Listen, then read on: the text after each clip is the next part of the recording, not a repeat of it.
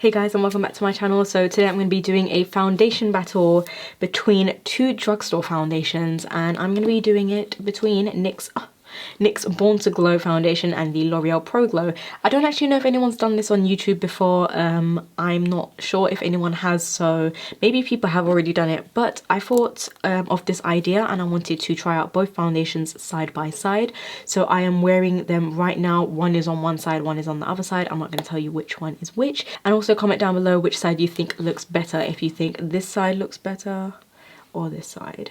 So I'm not going to tell you guys which one is which, you guys will find out. So this is just going to be a little drugstore battle. If you ever wondered about these foundations, because they are very similar in terms of the claims, they both claim that they have a dewy finish. They're both glow foundations. This is Born to Glow, this is Pro Glow.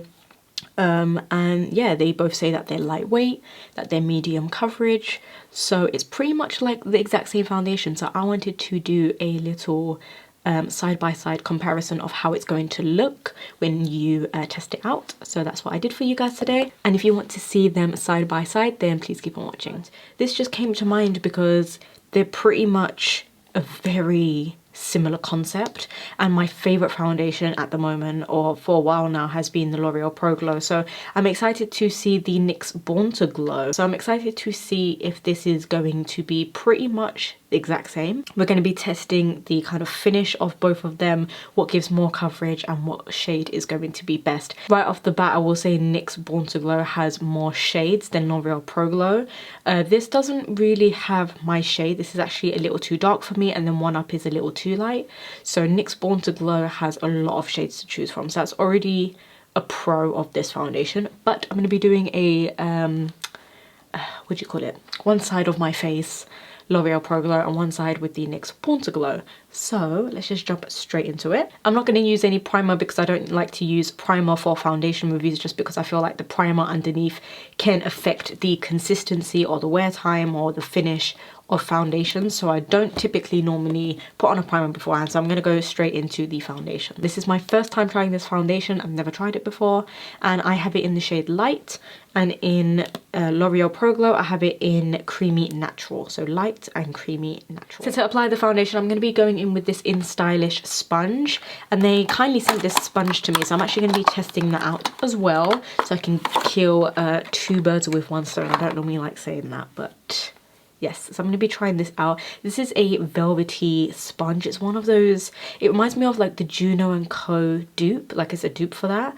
And you can get two for $12, I believe. I will link everything down below, so I'm excited to try this out as well. So let's start off with the L'Oreal Pro Glow. I'm going to do it on this side of my face. I have a little blemish here. And let's just go straight in. So I'm going to take a pea-sized amount for both foundations and just go straight in. So the Pro Glow foundation claims that it is a radiant finish. It wears up to 24 hours. It has a medium coverage and also an air-light texture. I want to see which one is also going to be more dewy. Okay, you can already see a nice pretty sheen happening with the L'Oreal Pro Glow, and like I said, they don't have many shades to choose from, so you can already see right off the bat this is pretty dark for me. So the light shade is also too light. So I would say this is about medium coverage. You can still pretty much see my blemishes peeking through right here. So I'm going to do a little on the nose, and then we'll move on to the NYX Born to Glow. So add a little to the nose. I'm actually liking this a lot better than my beauty blender. Sometimes a beauty blender I feel like soaks up too much, but this is actually giving me good coverage without soaking up so much. Now taking the NYX Born to Glow foundation, and I think this might be a perfect shade. So the light, ooh, I would say this is a little lighter than the L'Oreal. So let's just go in with that. I'm gonna switch the sponge to this side and just blend it in. And the NYX Born to Glow has medium coverage. It has a naturally radiant finish that lasts, and foundation blends like a dream. That's all it says. So right off the bat, this shade is 100 times better for me. Right off the bat, I'm loving the shade on this side more. In terms of who has more dewiness, I would say they are pretty much exactly the same. So they're pretty much doing the exact same thing. They're both claiming to give you a glow, to give you a dewy finish. They both claim that they're lightweight, and it 100% is. It doesn't feel heavy on the skin. And yeah, I'm really impressed with this NYX one, and I will have prices on the screen because I'm not sure off the top of my head the prices of both foundations, so I don't know what's worth more of your money. In terms of coverage for the NYX Born to Glow, I feel like it gives a tiny bit more coverage because I can still see my blemishes right here, and here it just looks really smooth and blended. You might see like one little blemish still peeking through, but I feel like it's a little more full coverage on this side as opposed to this side. Now I'm going to finish off the rest of my face, just put concealer, powder, all that good stuff, and then I'll be back to do more close-ups and then we'll talk about it. So why not show you guys? I'm using the Fenty Beauty concealer. I actually really like this. This is in 140. Let's use this INSTYLISH sponge and see how it blends out concealer. Ooh. I've never tried one of these kind of microfiber sponges before, but look at that. Wow. It really is giving you a nice smooth finish. Okay, it's really nice. I'm excited to see how the rest of my makeup is going to look and sit on both foundations. So we're going to see what looks better. And you guys can comment down below what foundation you think is better. Hourglass veil, whatever it's called. I'm going to go in with that.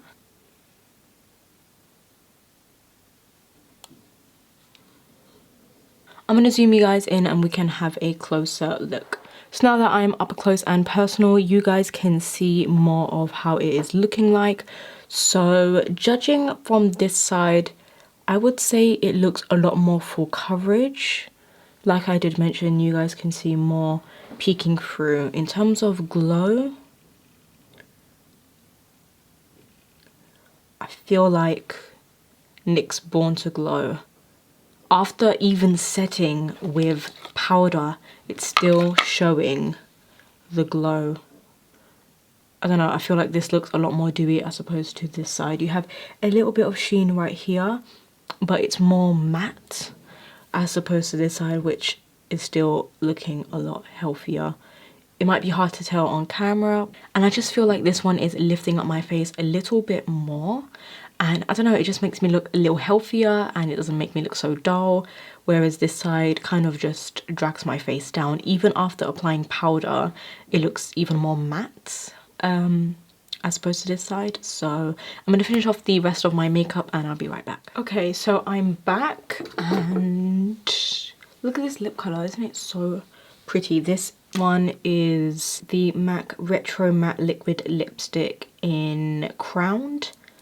And it's this beautiful metallic burgundy. Look how pretty this is. A little more purple than burgundy. Okay, so let's see what I like more now that the rest of my makeup is on. The NYX Born to Glow has 45 shades. Like, what? That is just mind-blowing. 45. And the Loreal Pro Glow, I don't even want to say it. I feel embarrassed to say it. In a day and age and a brand like L'Oreal, they only have 12 shades for the Pro Glow. And that's just shocking. I just think for a brand like L'Oreal, you should be making more shades. There aren't 12 shades out there. So 45 or 12, which one are you guys going to go for? I mean, you're going to get pretty much the exact same thing out of this. It's going to give you more dewiness, especially if you have dry skin. It's going to give you more full coverage and as opposed to this, and it has more shades, so you're going to find your shade more as opposed to this. I will also say the INSTYLISH sponge really worked out nicely. It's given me a really nice finish, and that might be playing a part in the foundation as well. So I really do like that this didn't soak up a lot of the foundation, and I really like how soft it is. I love the color, and I feel like this is going to be taking over my beauty blender. So I definitely do recommend this sponge to you guys as well. I will leave a link down below to their website and to the sponges. Looking at it in the monitor, it's pretty much looking the same, but I think NYX Born to Glow definitely wins because it claims that it's lightweight and that it has a really nice dewy finish, and it definitely does have that. This also claims it has a dewy finish, but I've actually kind of lost that dewiness. It looks more matte, it feels matte to the touch, not completely drying, but it's a lot more flat looking, whereas this side is just giving me a nice brightness and glow. And this is even after setting it with setting powder underneath the eyes. It still has the glow going on. And I haven't added any highlighter to my face. This is exactly how you're seeing it. The colour's really nice. I like how the makeup looks. It's also giving me more full coverage. And yeah, this side looks a little dark, a little more dull. But I definitely, if I look at you guys straight ahead, I do feel like this is just giving me more life, especially underneath the eyes. I don't know what it is, but I'm really liking how it's looking, especially for this time of the year when it's really, really cold and dry. This is really going to give you a nice healthy sheen and glow to the skin. So I think for me, the verdict is in and NYX Born to Glow wins, which I was so shocked about because I genuinely thought nothing was going to beat the Loreal Pro Glow. But right off the bat, there's so much more positive things I can say about this in terms of shade range, the finish, it just looking like it giving more coverage and just looking overall a lot nicer. And I still love my Loreal Pro Glow, but it's looking a little more matte now that I'm comparing them side by side. So I hope this video was really helpful for you guys. Just a quick little foundation battle for you guys in terms of both foundations. If you ever wondered how they look side by side, this is what they look like, and if basically they live up to what they claim. So I hope you guys really enjoyed this video, and if you did, don't forget to give it a thumbs up, subscribe to my channel if you haven't already, and I'll see you guys all in my next video.